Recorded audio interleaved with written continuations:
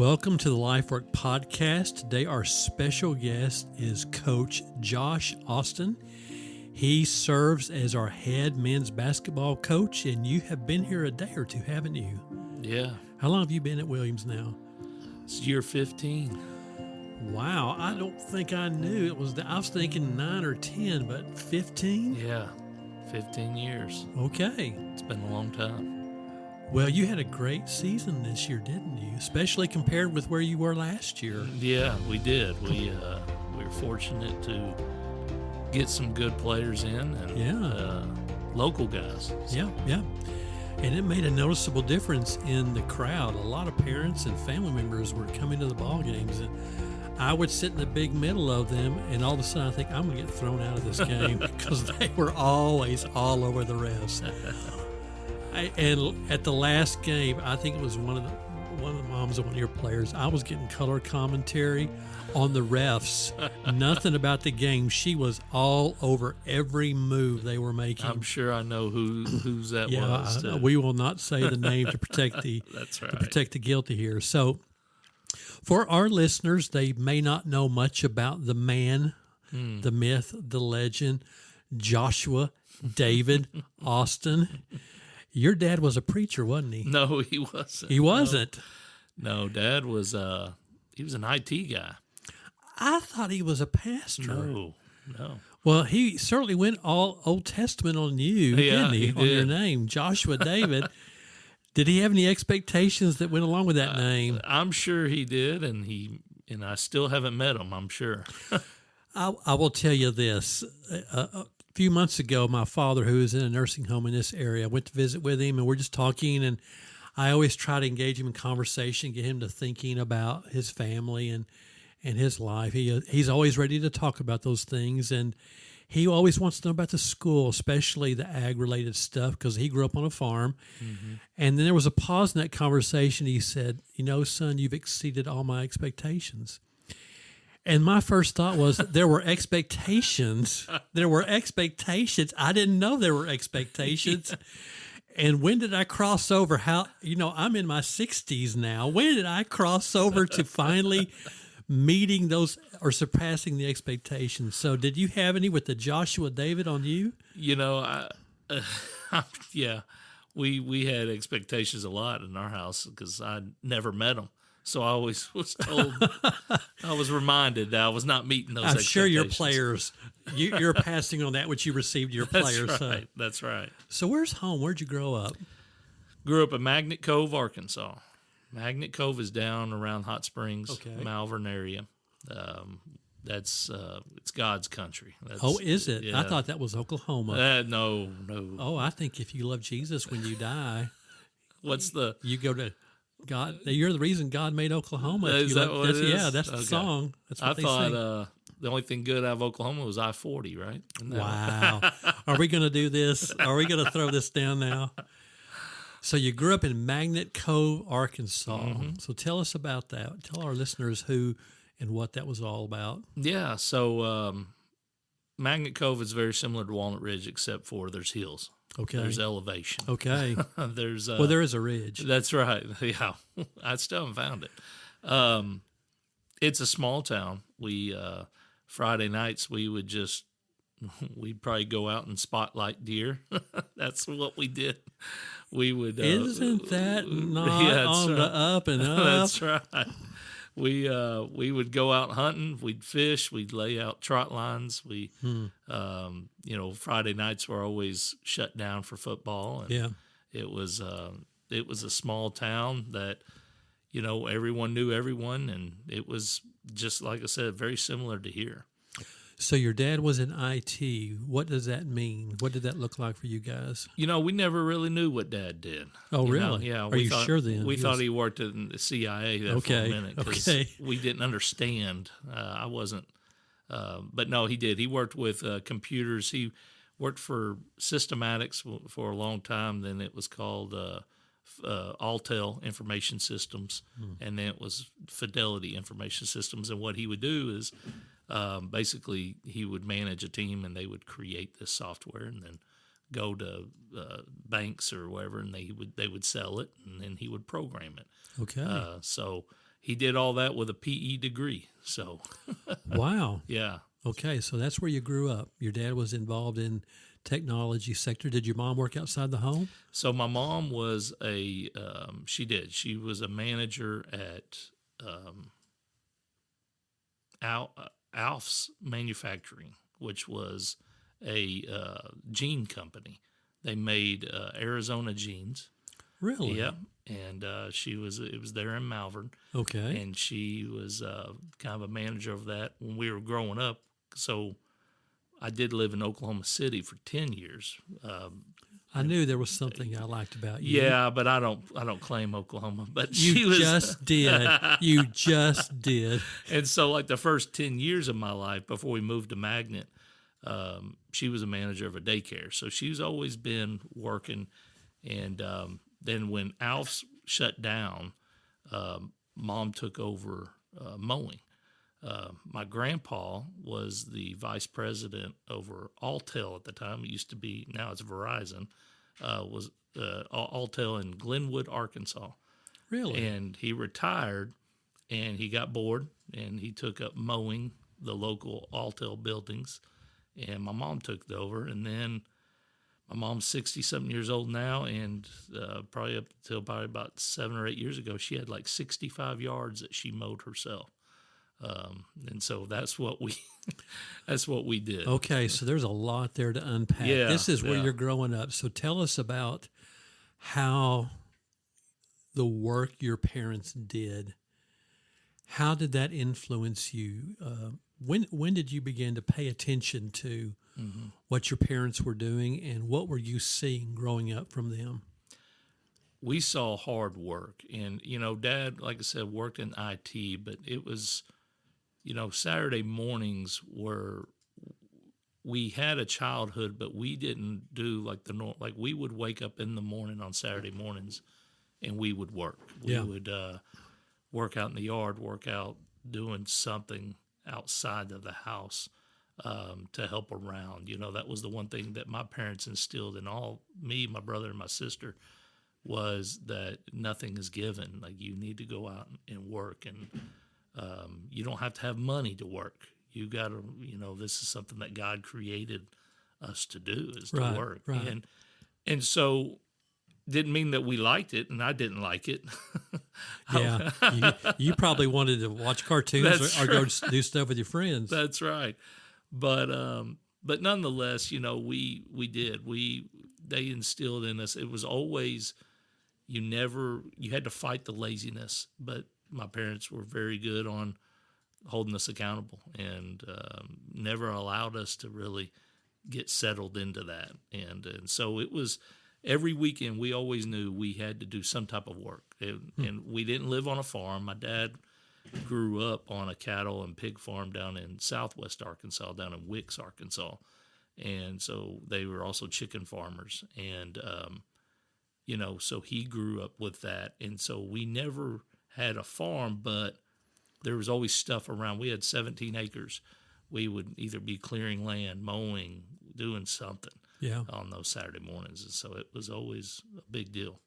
Are you the oldest sibling? I am. Okay, me too. We had to carry the others along. We sure did. They would want to dog it on the work, and we'd have to, come on, man. That's right. Come on. That's right. So what I'm hearing then is that farm ag work ethic that impacted your father, that really influenced his life and his work ethic, even though you weren't working on a working farm, so to speak, that kind of work ethic was passed on from him to you. Mm-hmm. Yes, sir. Yeah. And your mom. So did you ever go to work with any of your parents? Go to work with your mom? So I went on a trip with my dad. Our vacations were always, his dad was IT, so he would always travel a lot. So our vacations were revolved around him. Like, if he went to work in North Carolina, that's our vacation. We went to North Carolina. We took a vacation to Tupelo, Mississippi. Like, who goes to Tupelo, Mississippi for vacation?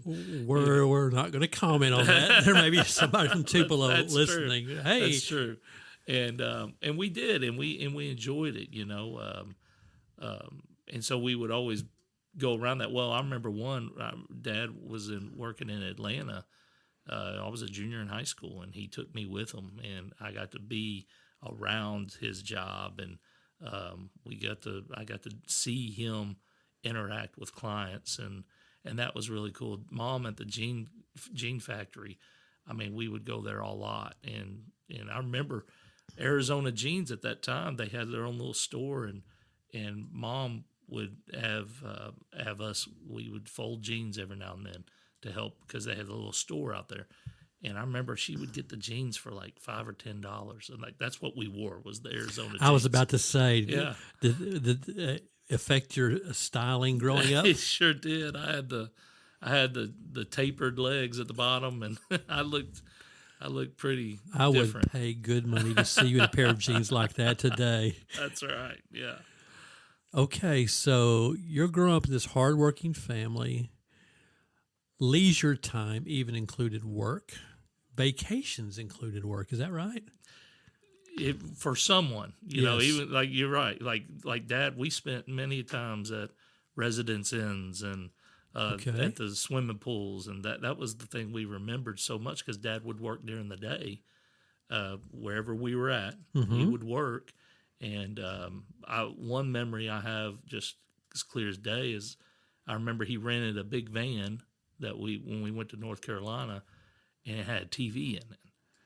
Oh, boy. It was, it was awesome. We I remember that. It was like it was yesterday. But yeah, it always revolved around some type of work. We never really went just to all of us vacation. Like Dad was either working or someone was working wherever, even on vacation. So you're currently working as a collegiate level coach, and for every coach I've ever met, that passion, that desire, that calling, that career began somewhere in their growing up years through their own personal involvement in activities in athletics and sports. So I'm assuming you played sports growing up. I did. Football, basketball, and I ran track. I actually, my claim to fame was I couldn't jump, but I got 5th in district in high jump. So that was always, that means there was probably only 5 people that were jumping. That was probably the reason why. But yeah, like football and basketball, and I loved really competing in both of those. And I had, I thought, I was blessed to have good years doing both of them. And this is in Magnet Cove. That was at Magnet Cove. Okay. Yep. And, basketball was always like on the back burner as the sport. But the thing we were blessed with was we were blessed with coaches that instilled in us, like, it didn't matter what we did, winning was the goal. Mm-hmm.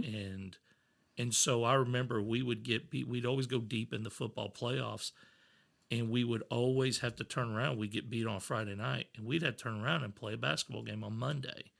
And so we'd practice Saturday and Sunday to get ready for Monday. And there was no excuse. You're expected to win on Monday. And it's crazy. We'd always be teamed up with a team called Benton Harmony Grove, which now they have football, but they didn't have football at the time. And so they already had like 10 games under their belt in basketball. And by the time we played them on Monday, they already had 10 games, and we would be expected to beat them. Did you? And we did a few times. We did. We beat them. And it was just that winning. And that's the thing my parents also instilled in me and my siblings was winning is not a result. It's the process. It's what you're doing every day. That's why they would always fight us about being lazy, because you're not winning. They wouldn't use those words, but they would instill in us that, hey, it's a process and you need to focus on every second trying to do the best you can at what you're doing. And usually the result will come out, Did you have a favorite sport? I loved basketball. I loved basketball because I was better at it. So what position did you play in football? In football, I was a tight end. Okay, so you had at least 3 on the ground, if not 4 or 3. Mm-hmm. Yeah. Yeah. So I would, 3 on the ground, and I did. I loved it. I loved tight end because I got to hit someone, because you're basically a wide receiver on the offensive line, and so I got to hit someone and then also catch the ball every now and then. Do you remember a game, football? That we'll move into basketball. Do you remember a game that you felt a particular challenge, or you went up against someone that was kind of overwhelming or intimidating, or what is a memory from all of that? Yeah, I mean, I use that story. I use a story of that all the time with a player that we played. We played against Bearden High School, which was a powerhouse, and they had a defensive end named Purvis Osborne, and he was a beast. He was a beast, and I remember going into that year. That was the year that our coach called me in and tried to pump up my head, telling me, he said, "You're projected as one of the best tight ends in the state," and that was ringing in my head. Well, then when I saw Purvis, I realized real quick that I'm not as good as what coach thinks I am. So how did the night go? Oh, I spent the majority of my night on my back. Really? Yeah, he would bulldoze me and go kill our quarterback. And our quarterback was Mike May, who's actually over the Fellowship of Christian Athletes in the whole state of Arkansas right now. Okay. And he was the quarterback, and Micah was he was all-state quarterback, but he spent a lot of his time on the ground too. So, so you brought up FCA. Let's get into discussing growing up in faith in the Lord. So, was it a Christian home? Did you grow up going to church? Yes, sir. Yeah, we mom and dad both. Dad was the spiritual leader in the family, and then as years went on, it was crazy how mom took that role. Like it wasn't that they were competing against each other. It was just different types of spiritual leadership that we were getting. Mom was very just like very adamant that we had a prayer life, and that's how mom is to this day. I mean, I'm 45, and my mom will call me after we got beat in the championship game. She called me, Jesus still loves you. I'm like, yeah, I know, Mom. Like, I wish the refs did. Yeah, that's right. But and then Dad was very adamant on just living that life, living the Christian life, and the way I like to picture is Dad was. He would help show us how to live when people saw, and Mom was showing us, like, what do you do in the closet? That's what's important, because what you do in the closet is what people are going to see outside. So when did you give your life to the Lord? Tell us. I was young. Okay. I was young. I was in a 1976 Ford pickup, and we were in Wicks, Arkansas, and we were traveling from one grandparent's house to the other, and I had to have been around 8 or 9, but I remember asking my mom, she was driving, and I remember asking her the questions of, Mom, what happens, after you die? I heard about heaven and hell. Like, how do you get to heaven? And at that time, I remember Mom just explained it to me. She didn't preach it, she explained it. And I feel like sometimes that's where we can mess it up, where we preach it too much instead of explaining what this really means. And she did. And I remember at that time, we pulled over. It was at a welding shop there in Wicks, Arkansas. Wow. Yeah. And to this day, every time I drive by it, it brings tears to my eyes. But and right then, that she explained to me what I'm supposed to do on how to turn my life over to the Lord, and I did at that moment. And I remember getting to my grandmother's house, and that was the first thing my mom said, "Hey, tell me, Mom, what you did." And I did. But it wasn't until later on in life that I realized that this is a relationship. This is not just a one done thing. Like, this is that the Lord really wants a relationship with you. And so it wasn't until later, until I got into college. Now, I lived my life.